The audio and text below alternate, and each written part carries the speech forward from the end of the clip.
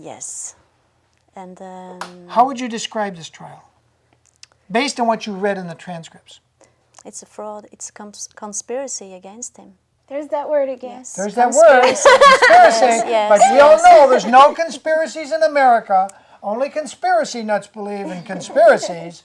Now, the lady just to your right, your name is? Telena Rogers. Telena. Have you spent any days in the trial yourself? Monday, March 28th, I was able to get in. And what did you, and oh, by the way, describe the trauma you had to go through just to get in. What do you have to do? You have to get up really early. You have to be at the courthouse before 6:30 in order to, they do like a whole little ticket drawing thing. Raffle. Exactly, a raffle. And my number was called, but after you get called, you have to wait until 7:30 in order to go and sit inside of the courtroom. So you got to get up before 6:30, like 6 or 5:30. Yes. You got to be standing out there whether it's cold, rainy, or whatnot. Yes, and I'm not even from here. We actually drove down here 15-hour drive, so we didn't even get any sleep. I didn't get any sleep the first day that I went into the courthouse. I was, extremely tired. And did you get a good seat up front where the press was, or were you way in the back? I was way in the back. Of course, they let the press up front. Yeah. And they keep the public in the back. Mm-hmm. And the press doesn't have to get there at 6:30 in the morning to get in, do they? No. They can come in at 8, 9:30, show the press credential, and they can get in at the next break. But the fans or any public person who just wanted to know what's going on, God, you got to get up about 6 in the morning. Mm-hmm. Thank you very much, Judge Melville. We know you are really concerned about the welfare of the public who want to observe this trial. Thank you, Judge Melville. So it's kind of like not a usual trial. They put you through a lot of work just to get in there. Yeah. And after that, your ticket may not get called. Exactly. And so you did all this work, you get up early in the morning, and you may end up just standing outside and never get in. And you see Michael come in and get out of his for Michael come and 5 seconds, and he waves, and that's it, and that's all you see. Does this seem like the kind of America you thought America was supposed to be? No. It seems like they should make it a little bit easier for the fans, but I mean, at the same time, on our way down here, I kind of assumed that they would discriminate against the fans like that. I mean, just being here for 2-3 days, we've already had, me and the person I came down here with, Michelle Basart, we've already experienced discrimination just for being Michael Jackson fans. We actually had cops come into our hotel room at 2 o'clock in the morning with a lady that worked at the hotel just to say, yeah, leak in your bathroom. Earlier that day, the lady, said to us, if Michael Jackson knew you were acting like this, he wouldn't like you. So it was only obvious she disliked Michael. She didn't like us because we were fans, and so she had the cops come up to our room at 2 o'clock in the morning to check a leak in our bathroom. So and was something leaking in your bathroom? The floor was wet, but I mean, is somebody going to fix it at 2 o'clock in the morning? No. Cops came in there shining lights on us. We're in our night clothes, We're two young ladies. Do you want to give the name of the motel that did this to you? Was a plumber with him? No.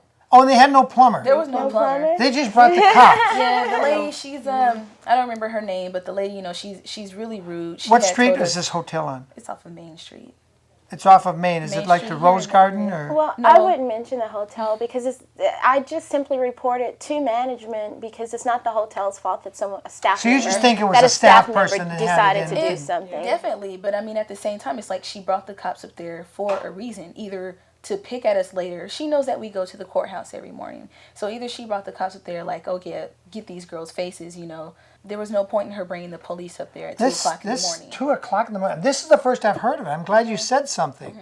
Did you have that kind of experience? She's at a different hotel. No. She's at a different hotel. Okay. Talking to me earlier. We moved actually after that. You left that hotel. We packed up that night and we left. We got out of there because that was discrimination. She's thrown stuff at us. She's yelled at us, talked to us very disrespectful. She's thrown stuff at you? She's thrown stuff at us. You're paying money to this hotel in Santa Maria, and they're throwing stuff at you? She's changed the lock on our door to where we couldn't get in. So it was really bad. It was extremely bad. Did you fail to pay your bill or something? No, we paid on time. And, I went and knocked on her door. He said, hey, we're locked out. I'm very disappointed to hear that. I'm very disappointed that people in Santa Maria would treat anybody like that, especially when they're paying their bill. Wow. Yeah. That's, this I haven't heard, and maybe we're going to have to ask some other fans and see if they're getting treated like this. Wow. This city should welcome you because they're making money off of Michael Jackson. The city's making money.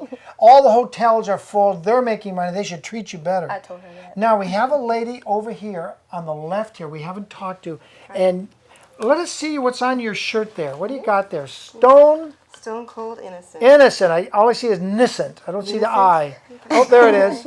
Stone cold innocent. And your name is? Michelle Basart. Michelle Basart. Basart. And have you seen any of the trial yet? No.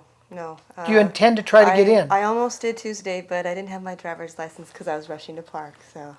Oh. Oh well. Explain that situation. Yeah, explain again what you have to do to get in. Yeah, well, we were rushing. We were running a little late to get there at 6:30, and I think we were probably left at like 6:23, 25, and we had a little incident. I think that was the morning we had an incident in the parking lot, but it might not be. But we were running late, and we went ahead and got there. But I dropped off Telena and two other girls we were with, so that they could get a raffle at least, you know. 'Cause if I was late, then so be it, you know. So I left them off, dropped them off in the corner, and I went and parked the car. And in my rush to park the car and just grab a handkerchief in case I cry, I forgot my driver's license. Didn't think about that, and so when I got up there to get a raffle, they wouldn't allow them to pick another raffle ticket for me, which I guess is understandable. You know, we're late. You know, so we get there, and they did call Telena's number, and Telena got in Monday, so she was nice enough to share with me and let me try to get in, which was great. Because we, you know, fans try to help each other, you know, teamwork, you know, get a chance to go in and hear what's going on. And when I approached the gate, I realized I don't have my driver's license, and I kind of wish I had remembered to think fastly on my feet and grab Telena to let her go in instead. But once I walked past the gate, they would not allow you to go back to your car and get the driver's license. So. Oh, that was a hard someone- lesson, wasn't it? That was a hard lesson. So the Judge Yeah. Melville makes it really hard. They could have just said to you, well, give us your name and come back, and we'll make a note. You got to show us your ID. But no. Did any of you have the opportunity to ask the deputy sheriffs where you go to get into the Michael Jackson and get misinformation?